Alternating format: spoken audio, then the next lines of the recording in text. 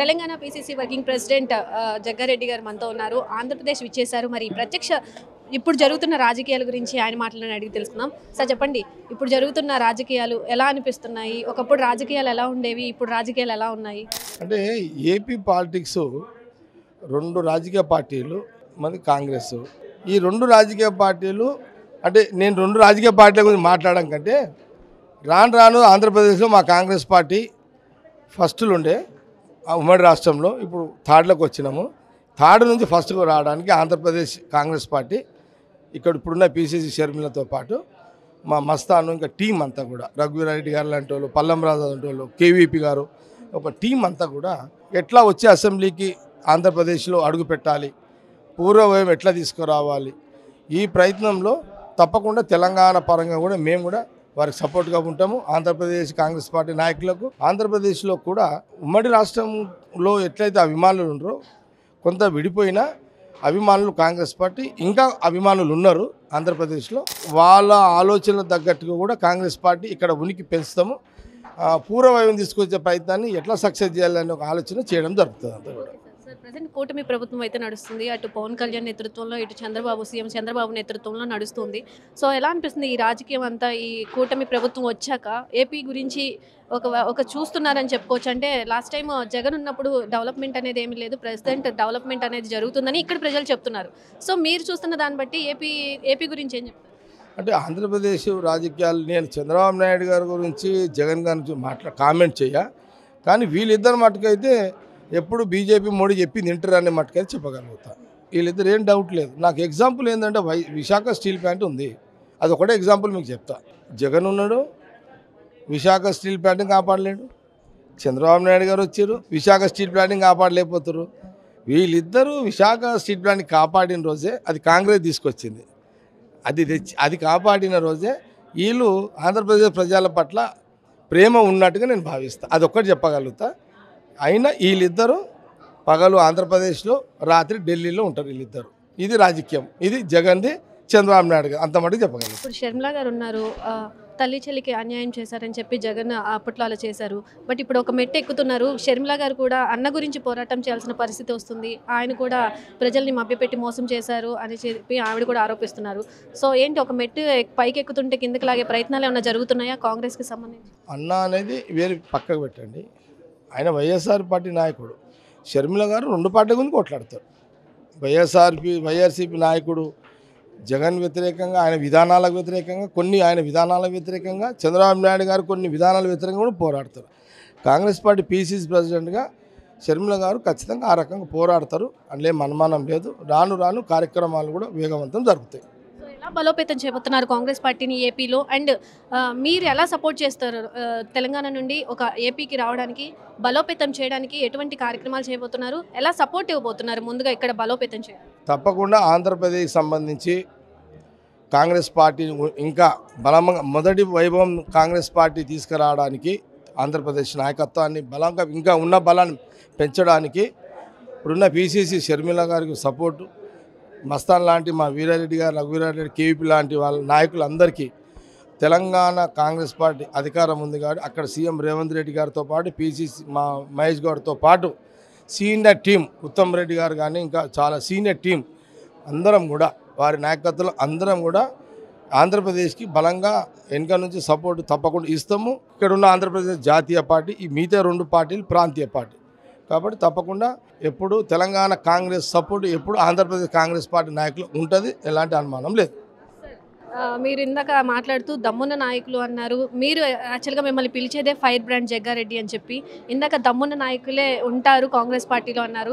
So మిగతా పార్టీలో ఉండే వాళ్ళంతా ఏం చెప్తారు? వాళ్ళ గురించి ఏం చెప్తారు? అంటే వాళ్ళకి దమ్ము లేదనా, లేదంటే పార్టీలు పెట్టి అంటే ప్రభుత్వం అధికారంలోకి వచ్చి కూడా దమ్ము లేకుండా చేస్తున్నారని చెప్తున్నారా? కాంగ్రెస్ పార్టీ అంటే మాకెవరు అంటే మేము రాహుల్ గాంధీ గారు, వారి నాయకత్వంలో వారి డైరెక్షన్లో వాళ్ళ ఆలోచన తగ్గట్టుగానే మేము దమ్మున్న నాయకులుగా తయారైనాము. అంటే మాకు ప్రభావితం చేయవు. ఏది అధికారం ఉంటేనే బాగుంటుంది అని ఉండదు మాకు. అట్లా అధికారం ఉన్నట్లే ఉంటాము, అధికారం లేకపోయినా మా బలం అట్లనే ఉంటుంది. ఏదో వచ్చింది కదా అని పొంగేది లేదు, ఏం లేదని కుంగేది లేదు. అలాంటి క్యాడర్ ఇప్పుడు ఆంధ్రప్రదేశ్లో ఉన్నది. కాబట్టి ఇదే క్యాడరు, ఇదే వర్కరు, ఇదే క్యాడరు ఇప్పుడు ఈ విజయవాడలో కాంగ్రెస్ పార్టీ ఆఫీసులో ఎంత కోలాహలంగా ఉంది. అంటే ఈ వర్కర్స్ ఈ లీడర్షిప్ మెల్లమెల్లగా మళ్ళీ పుంజుకుంటుంది. మళ్ళీ గత వైభవాన్ని 100% ఆంధ్రప్రదేశ్లో కాంగ్రెస్ పార్టీకి వస్తుంది, తెస్తాము, తీసుకొస్తాం, సపోర్ట్ ఉంటాం. సార్ మొన్నే కూతురు పెళ్లి చేశారు. సో చాలా బాగా జరిగింది, వైభవంగా జరిగింది. చాలామంది అతిథులు కూడా వచ్చేసారు. సో రిసెప్షన్ కూడా ఇక్కడ విజయవాడలో చేయబోతానికి కారణం అంటే ఎందుకు విజయవాడలో పెట్టబోతున్నారు? మా అమ్మ జమాయమ్మ వారి స్వగ్రామము కృష్ణా జిల్లా మైలవరం దగ్గర కోడూరు. మా అమ్మ లేదు, అయినా మా అమ్మ బంధువులు ఉన్నారు. వారి సెక్షన్ నా కూతురు రిసీవింగ్ చేయాలని ఇక్కడికి వచ్చిన. సార్ ఫైనల్గా మరి a war of love Jaggareddy రాబోతుంది. సో సెకండ్ పార్ట్ అంతా మీరే ఉంటారని ఆల్రెడీ చెప్పున్నారు. సో ఎలా ఉండబోతుంది, ఆ మూవీకి సంబంధించిన విశేషాలు ఏమైనా పంచుకుంటారా? ఉంటాయి. ఆ వార్ ఆఫ్ లవ్ జగ్గారెడ్డి అనేది ఒక నా నిజ జీవితంలో మేము రాజకీయంగా ఫేస్ చేసిన 4-5 సంఘటనలు అందులో పెడుతున్నా. ఆ సంఘటనలు కూడా కొంత నా పాత్ర కొందరు పోషిస్తారు, నేను కూడా నటిస్తున్నాను అందులో. సో ఒక పొలిటికల్ పరంగా చూసుకుంటే ఫైర్ బ్రాండ్ అని చెప్పుకోవచ్చు. ఇప్పుడు స్క్రీన్ మీదకి వెళ్తున్నారు. సో ఆ ఎక్స్పీరియన్స్ ఎలా ఉంది? కెమెరా ముందు నటించడం కానీ, డైరెక్షన్లో మీరు యాక్ట్ చేయడం ఎలా అనిపిస్తుంది? అంటే మీరు ఒక కోణం చూసారు, చాలా కోణాలు కనబడతాయి అందులో. ఇంకా మీకు సంబంధించి ఏమైనా ఒక చిన్న డైలాగ్ లేదంటే అది రావట్లా. నేను సినిమా యాక్టర్ కాదు, నా ఒరిజినల్గా అప్పుడే వస్తుంది. మీ సినిమాలో డైలాగే ఏదైనా చిన్న బిట్ మా కోసం, అంటే a war of love Jagga Reddy అని చెప్పారు కదా, సో అందులో ఏదైనా షూటింగ్ కంప్లీట్ అయిపోయిందా సార్? ఏది చేయలే, ఇంకా స్క్రిప్ట్ రెడీ చేస్తున్నారు. ఆ మూడ్లోకి పోయినాక అవి వస్తాయి. వచ్చిన రోజు మీకే ఫస్ట్ పిలిచి ఇస్తాను నేను. మళ్ళీ ఉగాదికి కంప్లీట్ చేద్దామని కూడా అనౌన్స్ చేశారు. అది ఉన్నాం, ఆ లైన్లోనే ఉన్నాం. సీరియస్గా ఇక కూర్చుంటాయి. ఈ ఫస్ట్ వీక్ నుంచి స్టార్ట్ చేస్తాయి కదా. నాయే అనేక విషయాలు డైరెక్టర్ చెప్పిన, నా జీవితంలో ఏమేమి సంఘటనలు జరిగినాయో ఆ సంఘటనలు ఆయనకు చెప్పిన. ఆ టైం వాళ్ళు రాసేది వాళ్ళు రాస్తారు, కానీ చెప్పేటప్పుడు మటుకైతే నేను నిజ జీవితంలో మా వాళ్ళతో ఎట్లా మాట్లాడుతున్నా అట్లే వస్తాయి. అది ఇట్లా రావు, ఇది వేరే ఉంటాయి నాకు. అది అట్లా ఉంటుంది. మీ ఫేవరెట్ హీరో ఎవరు? నాకా కీర్తిశేషులు ఎన్టీ రామారావు గారు.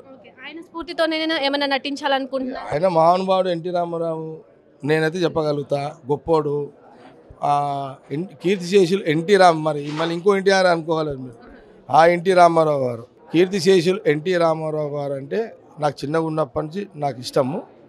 వారి పౌరాణికము, అనేక పాత్రలు, అంటే నిజ జీవితంలో ప్రజలు ఆ రోజులలో ఏ రకం అవసరాలు అవన్నీ కూడా వారి పాత్రలు చాలా ఇష్టం. పౌరాణికం చాలా ఇష్టమైనది కాబట్టి ఆయన ఒక్కడే నా హీరో. పొలిటికల్గా ఇప్పుడు పవన్ కళ్యాణ్ గారు కూడా పొలిటికల్గా చేస్తూ ఉన్నారు, డిప్యూటీ సీఎంగా. అలాగే సినిమాలు కూడా చేస్తున్నారు. సో మీరు కూడా అసలు ఆ థాట్ ఎందుకు వచ్చింది, సినిమా తీయాలి, మీరు చేయాలి? నాకు ఎవరితో కాదు అది, మనకి నేను ఎవరితోటి సినిమా ఇంట్రెస్ట్ ఎందుకు వచ్చింది సార్? సినిమా ఇంట్రెస్ట్ కాదు అది.